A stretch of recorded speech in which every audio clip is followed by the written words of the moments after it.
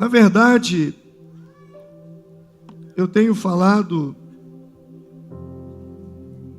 já faz alguns domingos, eu até estava ali agora, orando antes de entrar para cá, eu estava fazendo um levantamento. No dia 6 de outubro, eu comecei a falar sobre posicionamento. E naquele dia eu falei sobre ninguém respeita pessoas que não se posicionam. Depois, no dia 13/10, eu falei sobre um homem posicionado, ele move os céus e a terra. No dia 20/10, eu falei sobre posicionamentos e valores. Os seus valores definem o seu posicionamento. E no dia 27, eu falei sobre posicionamento diante das perdas. Falamos sobre o livro de Ruth. Logo no dia 2 de novembro, eu falei sobre posicionamento em meio ao sofrimento, sobre Jó. No dia 9 agora de novembro, eu falei sobre posicionamento diante dos desafios. E hoje eu quero falar com vocês sobre posicionamento diante das brechas. São 7 capítulos. Eu acho que eu escrevi um livro. Deu um livro sobre posicionamento. Eu estava ali orando e veio no meu coração, eu tenho que fazer um livro sobre esse material e vou fazer um livro sobre esse material. Você compra esse livro? Foi tremendo na sua vida essas palavras? Quantos aqui, de uma maneira prática, se posicionaram em alguma área e viram resultado? Levanta a mão, deixa eu ver. Uau! Meu Deus! Você pode aplaudir o Senhor? Glória a Deus. Como é bom você viver diante de um púlpito profético, que dá direcionamento, que dá norte para a sua vida. Josué capítulo 7. Vamos ler. Versículo 1. Mas os israelitas foram infiéis com relação às coisas consagradas. Acã, filho de Carmi, filho de Izinri, filho de Zerá, da tribo de Judá, apossou-se de algumas delas. E a ira do Senhor se acendeu contra Israel. Sucedeu que Josué enviou homens de Jericó a Ai, que fica perto de Bet-Aven, leste de Betel, e ordenou-lhes: subam e espionem a região. Os homens subiram e espionaram Ai. Quando voltaram a Josué, disseram: não é preciso que todos avancem contra Ai. Envie uns 2 ou 3 mil homens para atacá-la. Não canse todo o exército, pois eles são poucos. Por isso cerca de 3 mil homens atacaram uma cidade, mas os homens de Ai os puseram em fuga, chegando a matar 36 deles. Eles perseguiram os israelitas desde a porta da cidade até Sebarim, e os feriram na descida. Diante disso, o povo desanimou-se completamente. Então Josué, com as autoridades de Israel, rasgou as vestes, prostrou-se rosto em terra diante da arca do Senhor, cobrindo de terra a cabeça, e ali permaneceu até a tarde. Disse então Josué: ah, soberano Senhor, por que fizeste esse povo atravessar o Jordão? Foi para nos entregar nas mãos dos amorreus e nos destruir? Antes nos contentássemos em continuar no outro lado do Jordão. Que poderei dizer, Senhor, agora que Israel foi derrotado por seus inimigos? Os cananeus, os demais habitantes dessa terra, saberão disso, nos cercarão e eliminarão o nosso nome da terra. Que farás então pelo teu grande nome? E o Senhor disse a Josué: levante-se. Por que você está prostrado aí? Israel pecou, violaram a aliança que eu lhes ordenei. Eles se apossaram de coisas consagradas, roubaram-nas, esconderam-nas e as colocaram junto dos seus bens. Por isso os israelitas não conseguem resistir aos inimigos. Fogem deles porque se tornaram merecedores da sua destruição. Não estarei mais com vocês, se não destruírem do meio de vocês o que foi consagrado à destruição. Vá, santifique o povo. Diga-lhes, santifiquem-se amanhã, pois assim diz o Senhor, o Deus de Israel: há coisas consagradas à destruição no meio de vocês, ó Israel. Vocês não conseguirão resistir aos seus inimigos enquanto não as retirarem. Apresentem-se de manhã, uma tribo de cada vez. A tribo que o Senhor escolher virá à frente, um clã de cada vez. O clã que o Senhor escolher virá à frente, uma família de cada vez. A família que o Senhor escolher virá à frente, um homem de cada vez. Aquele que for pego com as coisas consagradas será queimada no fogo com tudo o que lhe pertence. Violou a aliança do Senhor, cometeu loucura em Israel. Na manhã seguinte, Josué mandou os israelitas virem à frente, segundo as suas tribos, e a de Judá foi escolhida. Os clãs de Judá vieram à frente e escolheu os zeraitas. Fez o clã dos zeraitas vir à frente, família por família, e foi escolhido por Zinri. Josué fez a família de Zinri vir à frente, homem por homem, e Acã, filho de Carmi, filho de Zinri, filho de Zerá, da tribo de Judá, foi escolhido. Então Josué disse a Acã: meu filho, para a glória do Senhor, o Deus de Israel, diga a verdade. Conte-me o que você fez, não me esconda nada. Acã respondeu: é verdade que pequei contra o Senhor, contra o Deus de Israel. O que fiz foi o seguinte: quando vi entre os despojos uma bela capa feita na Babilônia, 2,4 quilos de prata e uma barra de ouro de 600 gramas, eu os cobicei e me apossei deles. Então os escondi no chão da minha tenda, com a prata por baixo. Josué enviou alguns homens que correram à tenda de Acã. Lá estavam escondidas as coisas com a prata por baixo. Retiraram-nas da tenda e as levaram a Josué e a todos os israelitas e as puseram perante o Senhor. Então Josué, junto com todo Israel, levou Acã, bisneto de Zerá, e a prata, e a capa, e a barra de ouro, e seus filhos, e suas filhas, e seus bois, e seus jumentos, suas ovelhas, sua tenda, e tudo que lhe pertencia ao vale de Acor. Disse Josué: por que você nos causou essa desgraça? Hoje o Senhor lhe causará desgraça. E todo Israel o apedrejou, e depois apedrejou também os seus e os queimou no fogo. Sobre Acã ergueram um grande monte de pedras que existe até hoje. Então o Senhor se afastou do fogo da sua ira, e por isso foi dado àquele lugar o nome de Vale de Acor, nome que pertence até hoje. Amém. Obrigado, Senhor, pela leitura da tua palavra. O texto que nós fizemos leitura, ele nos fala de uma derrota de Israel, mas não foi uma derrota comum. Israel estava vindo de uma grande vitória. Eles haviam lutado no capítulo 6, aliás, nem lutaram no capítulo 6, contra a cidade de Jericó, uma imensa cidade, uma mega cidade, uma cidade fortificada por grandes muralhas.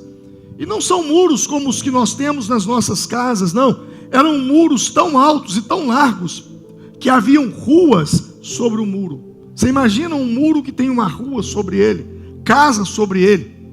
Israel teve uma estratégia. Eles rodearam aquela cidade uma vez ao dia, e no sétimo dia, isso em silêncio, no sétimo dia eles gritaram, rodearam mais 7 vezes, e as muralhas caíram, Jericó foi destruída. Dali então, eles partiram para Ai.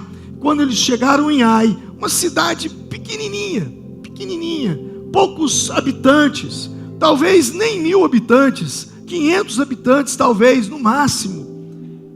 E eles, em Ai, eles sofreram uma derrota. Foi um fracasso. 36 homens morreram. eles fugiram.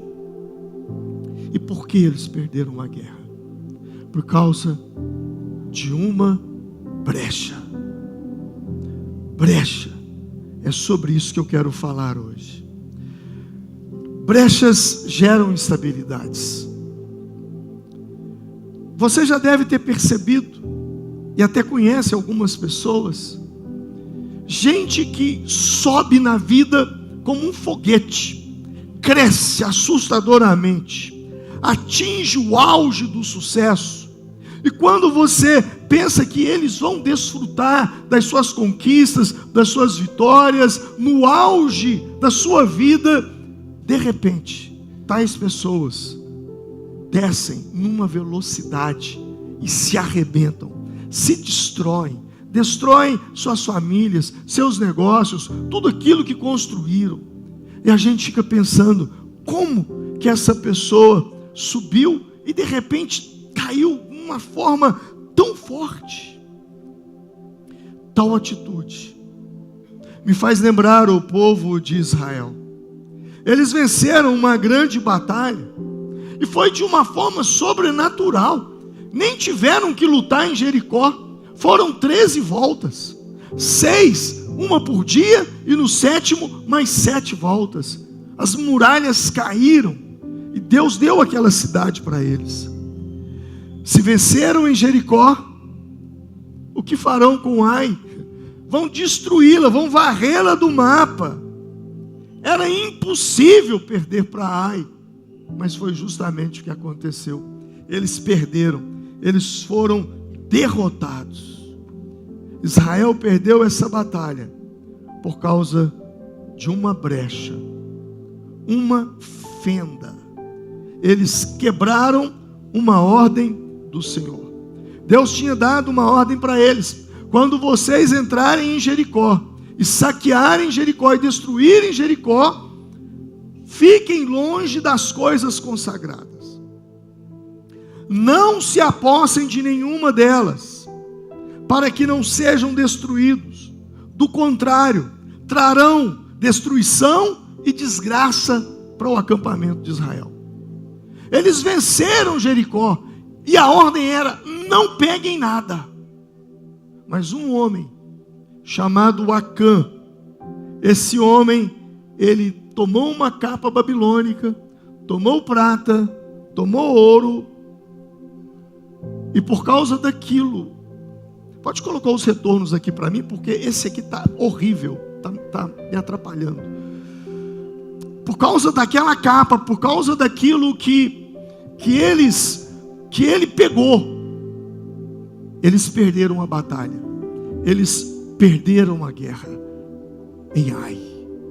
Sabe, essa passagem, ela tem muito a nos ensinar, porque essa derrota não é sobre a cidade de Ai, mas é sobre o pecado de Israel. Às vezes as derrotas que você tem tido na vida, você tem tentado colocar a culpa ou justificar por questões externas.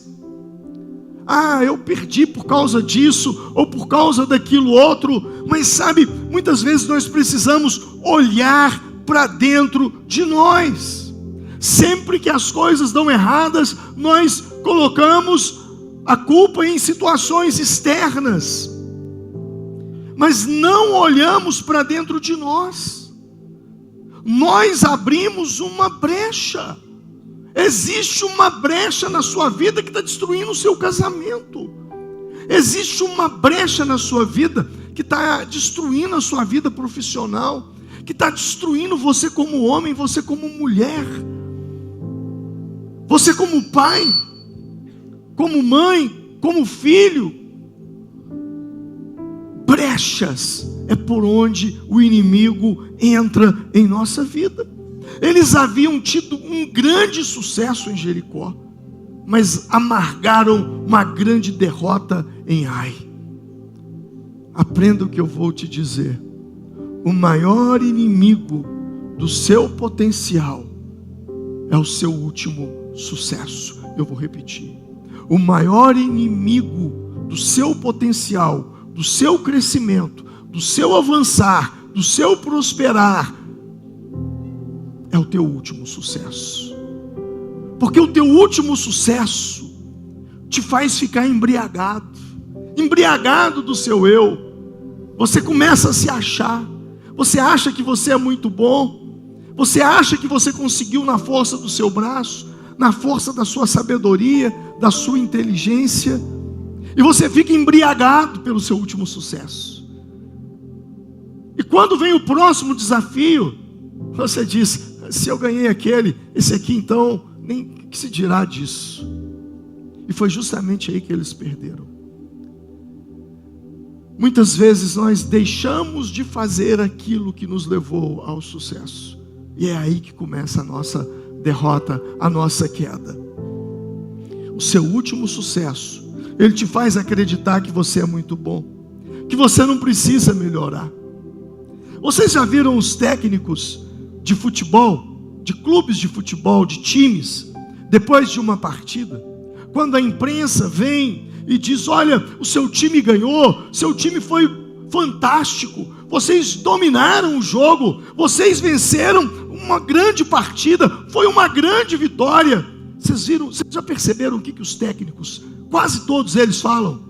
Esse jogo já passou, nós estamos focados agora no próximo jogo. Isso aqui já acabou. O foco é o próximo jogo, é a próxima partida. Eles não se deixam embriagar pelo último sucesso. Eles já estão focados no próximo. Quando você lê o capítulo 3 de Josué, você vai ver que quando eles vão entrar na terra prometida, o Jordão estava transbordando. Havia uma grande enchente. E Josué diz para o povo: santifiquem-se, pois amanhã o Senhor fará maravilhas no nosso meio. E eles se santificaram, eles se consagraram, eles oraram, eles buscaram ao Senhor. E no dia seguinte um milagre aconteceu. Uma parede de águas impediu com que o rio continuasse, e eles passaram. Quando vocês olham para o capítulo de número 4, no capítulo de número 5, Josué agora vê Jericó, aquelas muralhas imensas. Ele fica pensando: como é que nós vamos entrar aí? Como é que vamos derrotar esse povo? E aí ele se prostra diante do Senhor. Ele vai buscar o Senhor uma estratégia. E enquanto ele orava, o texto diz, Josué capítulo 5, versículos 13 ao 15. Então Josué, já perto de Jericó, olhou para cima e viu um homem em pé, empunhando uma espada. E aproximou-se dele e perguntou. Josué perguntou para aquele homem, ele estava vendo um anjo. Ele perguntou para ele: você é por nós? Ou você é dos nossos inimigos? E o anjo lhe respondeu: nem uma coisa, nem outra. Eu venho na qualidade de comandante do exército do Senhor. Então Josué prostrou-se o rosto em terra em sinal de respeito e lhe perguntou: que mensagem o meu Senhor tem para o seu servo? E o comandante do exército do Senhor respondeu: tire as sandálias dos teus pés, pois o lugar em que você está é santo. E Josué as tirou. Logo depois, no capítulo 6, Deus deu uma estratégia: rodeiem a cidade por 6 dias, uma volta por dia, em silêncio, calados. No 7º dia, vocês rodearão a cidade 7 vezes, e quando completar-se a 7ª volta, vocês vão gritar, e as muralhas vão ruir, cairão por terra. Deus deu a estratégia, eles venceram. Mas agora no capítulo 7, eles vão enfrentar Ai, uma cidadezinha pequena. Então não houve nem consagração. Eles falaram: olha, não vamos nem levar os soldados todos, leva só 1000. Versículo 3, eles vão dizer: leva só 1000, pouca gente. E o texto diz que eles foram derrotados, porque não houve nenhuma consagração, não houve nenhuma pergunta para Deus. Não houve nenhum tempo de busca. Deus, o que o Senhor quer de mim?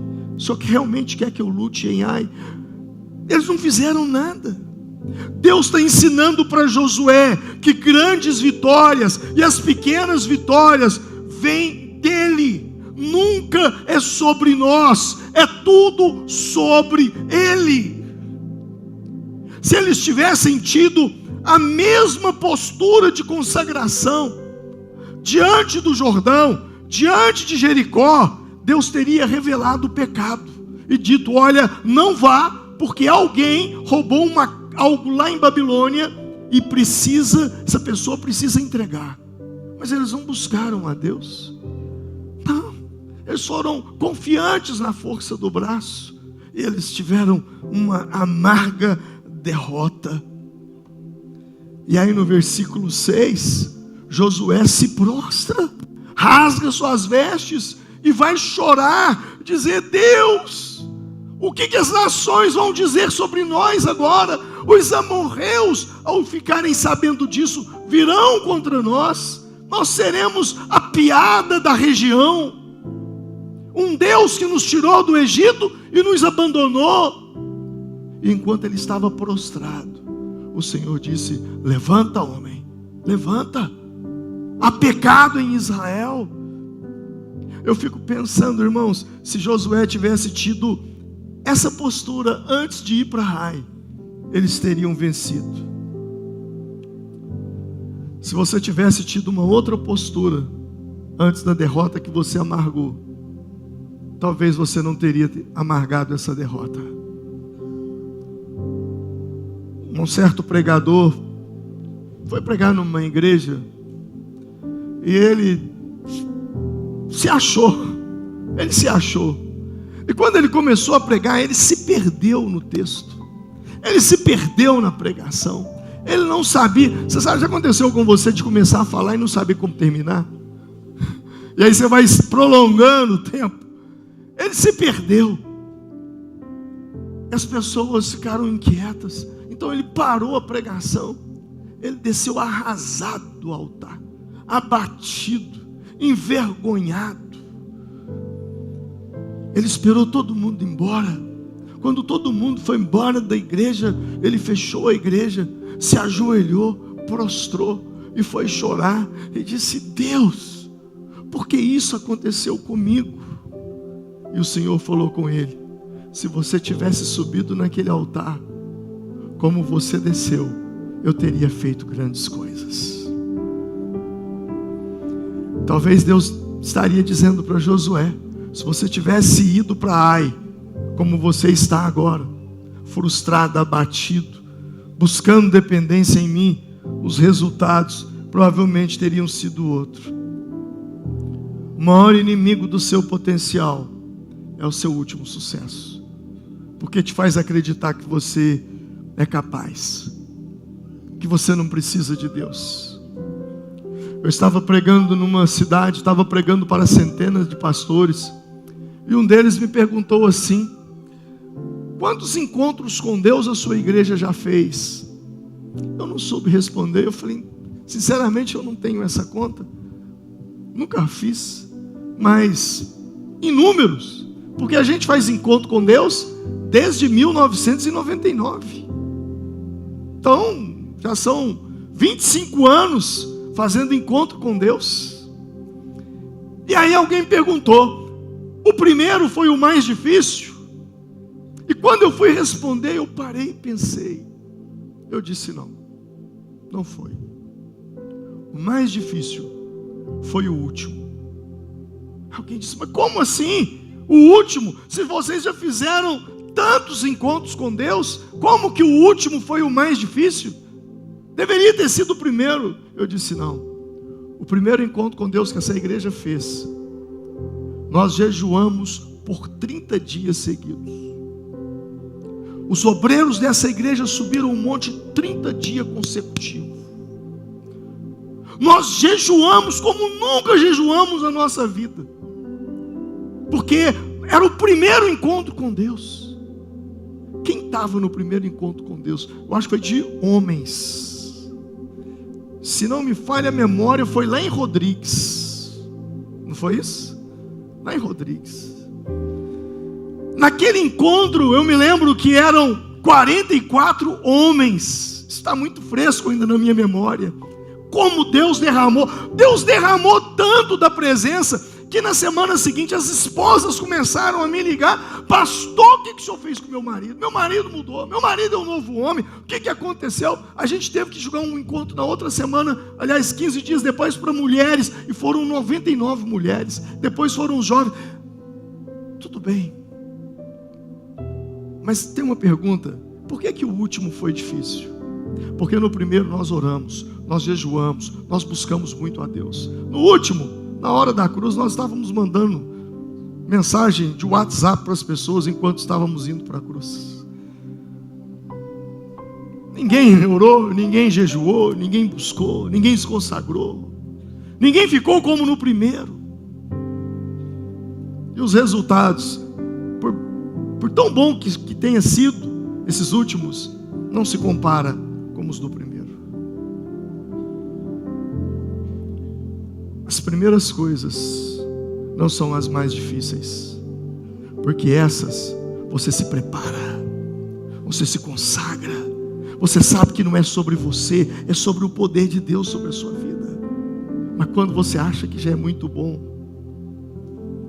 aí vem as frustrações, as decepções, como aconteceu em Ai. Israel perdeu, porque havia uma brecha. Acã desobedeceu a ordem de Deus, e Josué disse para ele: por que nos perturbastes? O Senhor te perturbará nesse dia. E todo Israel o apedrejou, e os queimaram a fogo depois de apedrejá-los. Acã fez escondido, guardou segredo, levou Israel à derrota, à destruição da sua própria vida, da sua nação e da sua família. Ele guardou um segredo que ele não podia ter guardado. A minha pergunta é: qual é o segredo que você guarda? Qual é a capa babilônica que você guarda? Quais são as barras de ouro e prata proibidas que você guarda? O que você tem escondido da sua esposa? O que você tem escondido do seu marido? O que você tem escondido dos seus pais? Enquanto eu me calei, disse o salmista, os meus ossos se envelheceram. O que falta você abrir a boca e falar? Que segredo é esse que você carrega por anos com você? Isso tem te destruído, isso está acabando com você, isso é a sua capa babilônica. Acã destruiu a sua vida, a vida da sua família.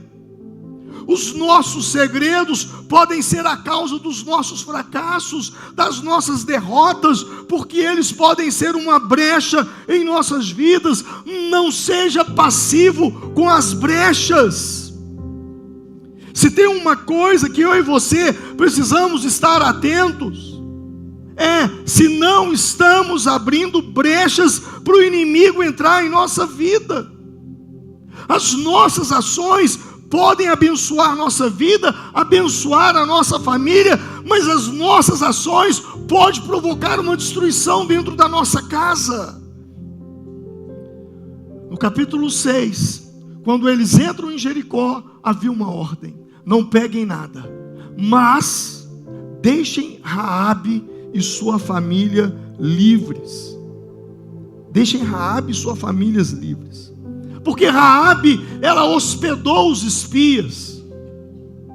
E Deus livrou Raabe, que era uma prostituta. E se você não sabe, ela entrou para a genealogia de Jesus. Quando você lê o nascimento de Jesus e pega a árvore genealógica, você vai ver que Raabe está ali. Por uma atitude, Raabe salvou sua vida e da sua família. Por uma atitude, Acã destruiu a sua vida e destruiu a sua família. E ainda a morte de 30 e 6 soldados. Não adianta você construir muros de proteção para sua casa. Não adianta você se preocupar, trabalhar de segunda a segunda para ter uma poupança, para ter uma conta gorda, para ter um recurso se precisar, se você tem dado brechas. Não adianta você fazer de tudo para dar educação para os seus filhos, ter um bom plano de saúde para a sua família, se existe uma brecha. Essa brecha precisa ser fechada. Há um texto, Cantares de Salomão, capítulo 2, versículo 15. Diz assim: apanhem para nós as raposas, as rapozinhas que estragam as vinhas, pois as nossas vinhas estão floridas. Havia uma preocupação de que eles pegassem as rapozinhas, porque no meio da vinha, se vier um urso eu vejo, se vier um leão eu vejo, se vier um cavalo, um camelo, um boi eu vejo. Mas as rapozinhas, elas vêm por baixo, passam na brecha da cerca e entram. E o problema da raposinha não é que ela come a uva. Não, ela ataca o pé, a parreira de uva, a vinha, quando ela está em flor. E ela ataca, sabe na onde? Na raiz. Ela destrói a raiz da vinha.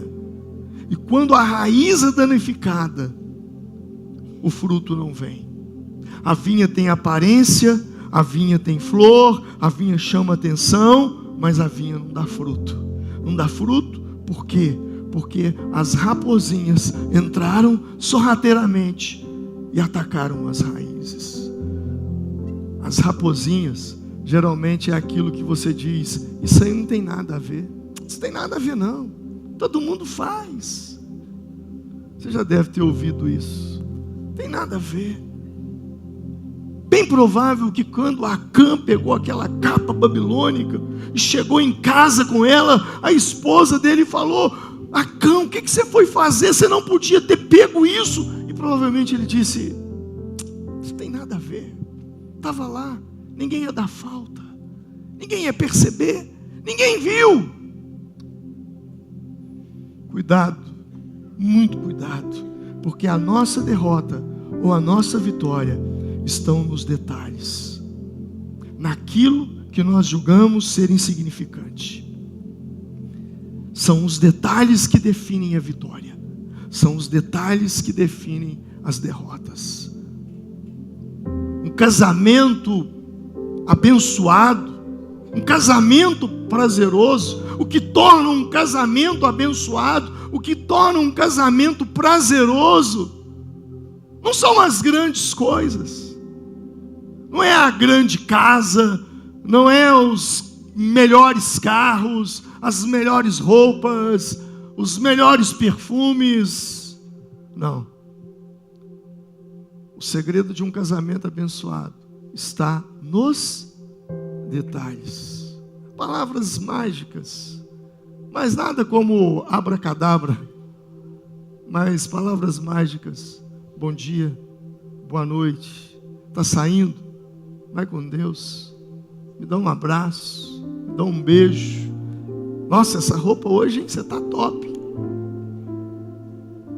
São essas coisinhas que muitas vezes nós não damos valor, mas são elas que fazem um casamento ficar forte, e a ausência delas faz um casamento fracassar.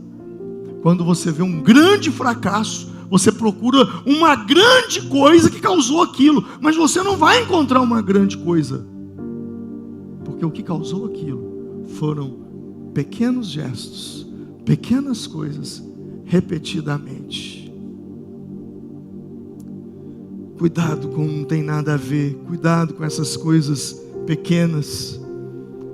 Eu vejo muitos irmãos dizendo: pastor, ore por mim, o demônio entrou no meu cartão de crédito. Eu falei: mas como assim, irmão? estourou meu cartão de crédito. O outro vira e fala: pastor, eu não sei com o que eu estou gastando meu dinheiro. Eu sei por que você não sabe aonde está gastando o seu dinheiro.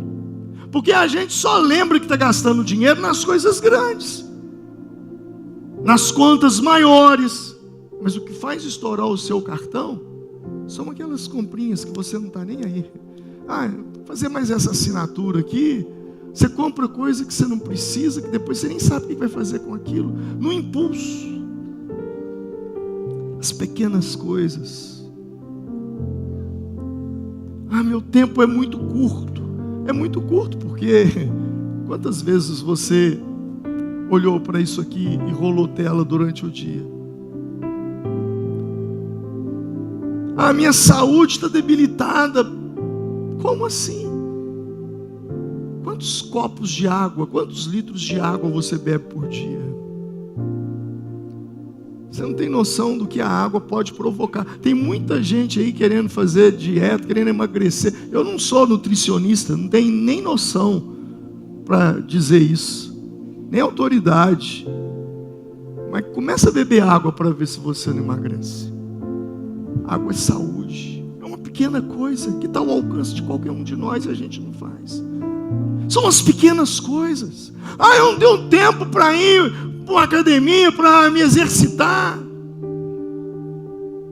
Mas você não faz nenhuma caminhada. Eu não tenho tempo, minha vida espiritual está um fracasso. Você levanta pela manhã, você não lê um texto da Bíblia, você não faz uma oração. Eu quero caminhar porque meu tempo está bem estourado. Para Acã, a cunha de ouro, a capa babilônica, não tinha nada a ver. Para ele não tinha nada a ver, porque não era uma coisa grande.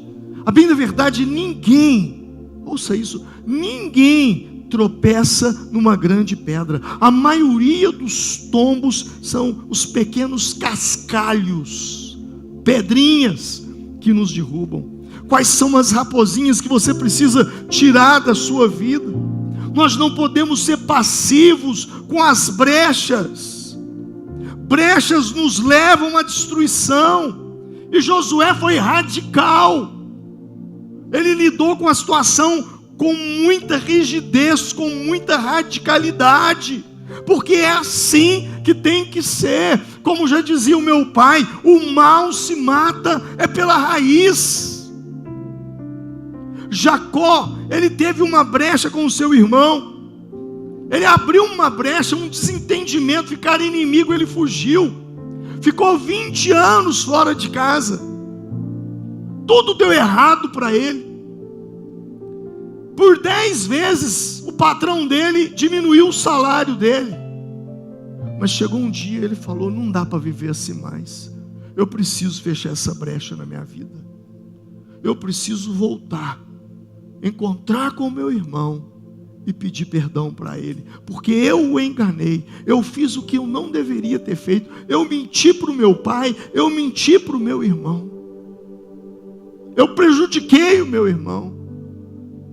Eu preciso fechar essa brecha.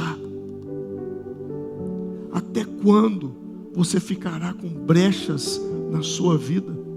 Efésios capítulo 4 versículo 26 dizem: quando vocês ficarem irados, não pequem, ou irai-vos e não pequeis, não deixe o sol se pôr sobre a vossa ira, não deem lugar ao diabo. Diga comigo: não dê lugar. Sabe o que a palavra lugar aqui no grego ela é traduzida pela palavra topos, de topografia, que é o mesmo que uma geografia mesmo. É um lugar. Quando você dá um espaço para o diabo, ele ocupa áreas da sua vida.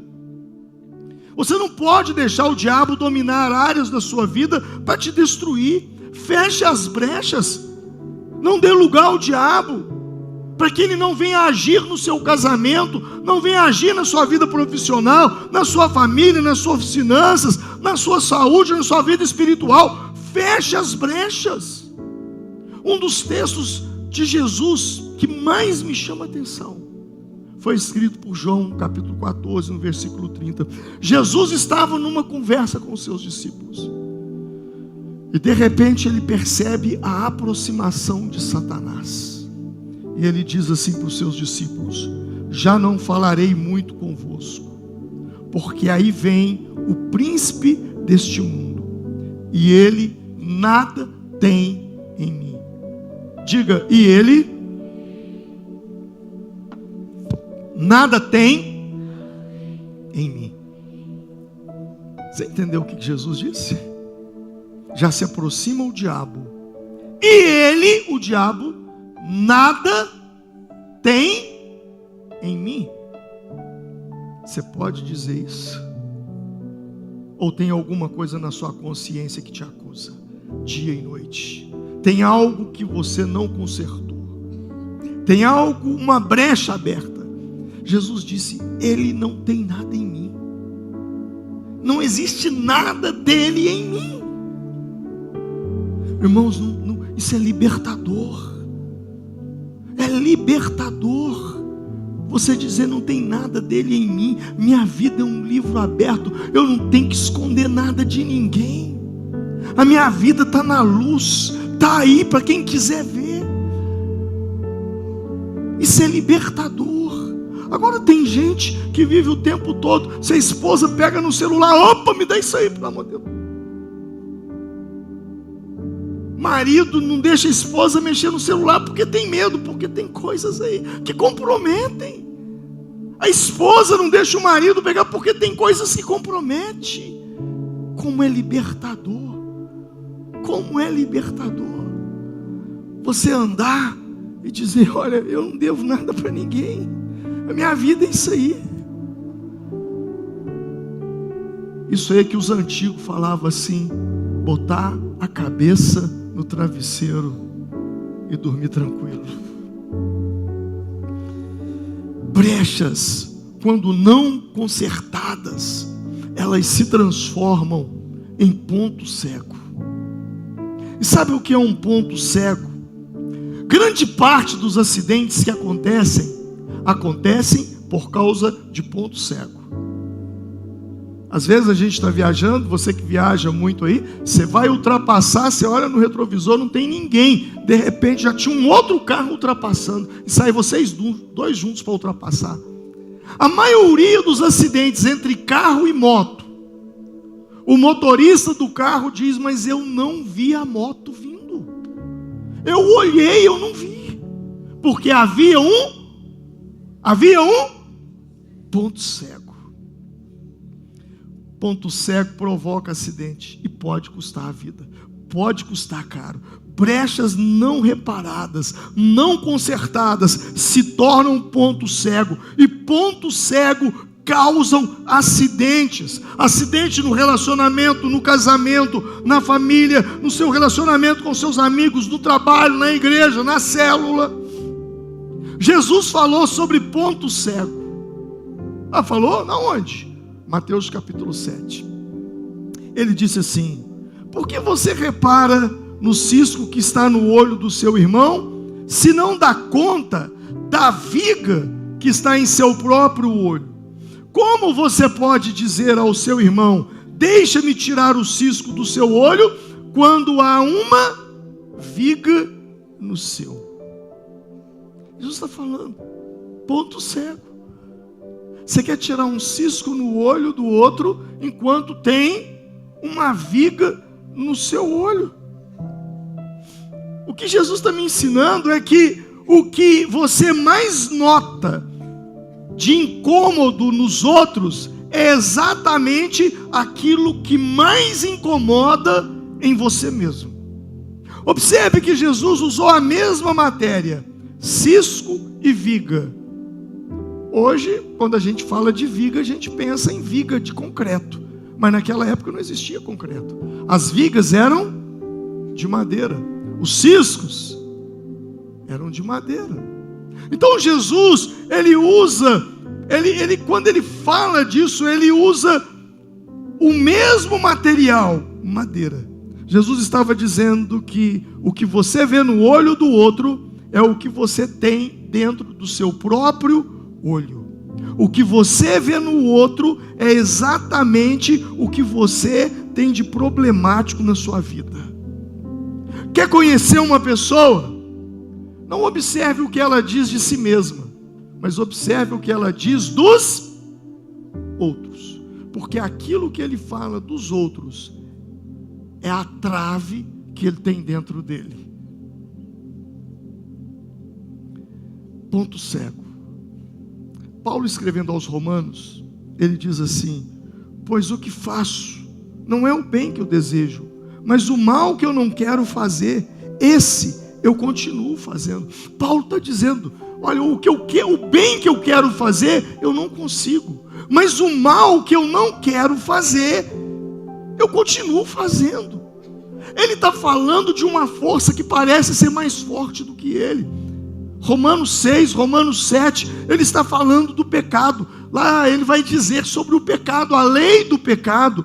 Mas o que eu aprendo com esse texto é que existem áreas da minha vida problemáticas, existem áreas da minha vida que eu sei e todo mundo que convive ao meu redor sabe.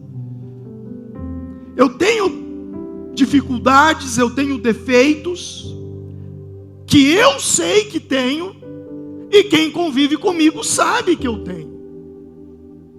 Mas existem áreas da minha vida que as pessoas que convivem comigo sabem desse defeito, mas eu mesmo, eu não sei.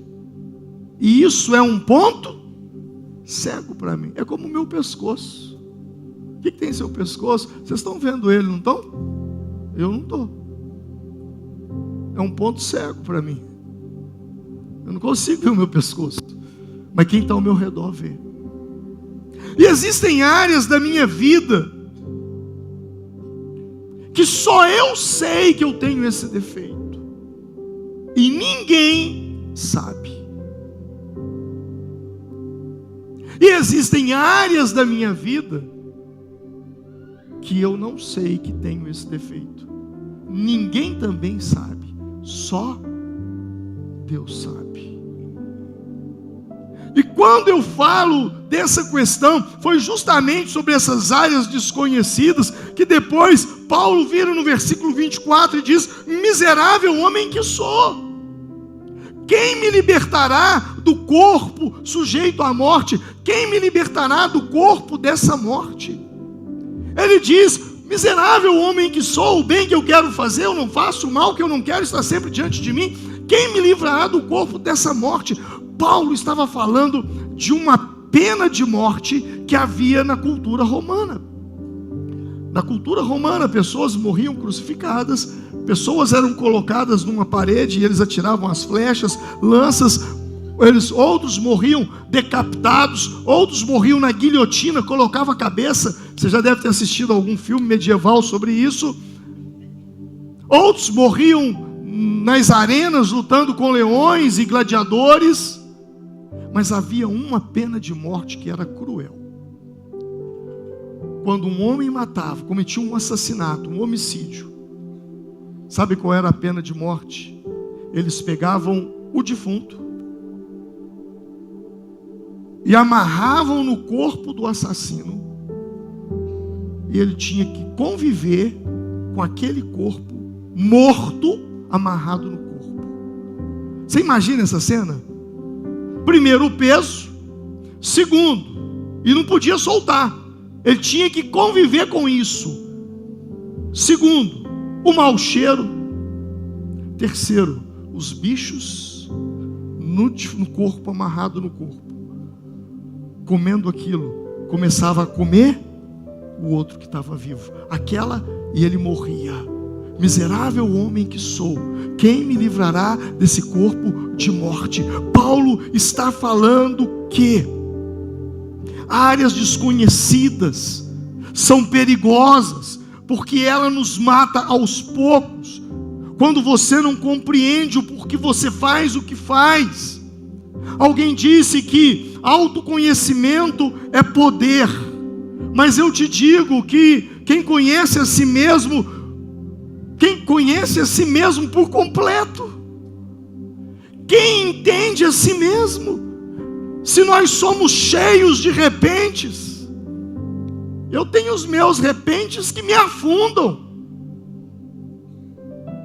São os seus repentes. Então você não se conhece tanto assim. Por isso nós precisamos todos os dias orar o Salmo 19, versículo 12, que diz: quem pode discernir os seus próprios erros? Quem pode entender que errou? Absolve-me dos que me são ocultos. Isso é uma oração. Deus, eu não consigo ver os meus erros, eu não consigo ver os meus defeitos. Talvez você tenha um ponto cego que está destruindo o seu casamento, mas para você está bem, você está cheio de razões. Ou talvez a sua vida profissional, não sei lá em que área, mas você não consegue enxergar.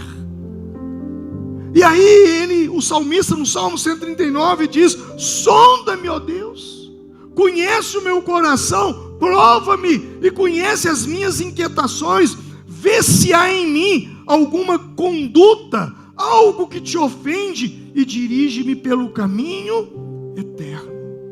Diga comigo: sonda-me, ó Deus, e conhece o meu coração, prova-me e conhece as minhas inquietações, vê se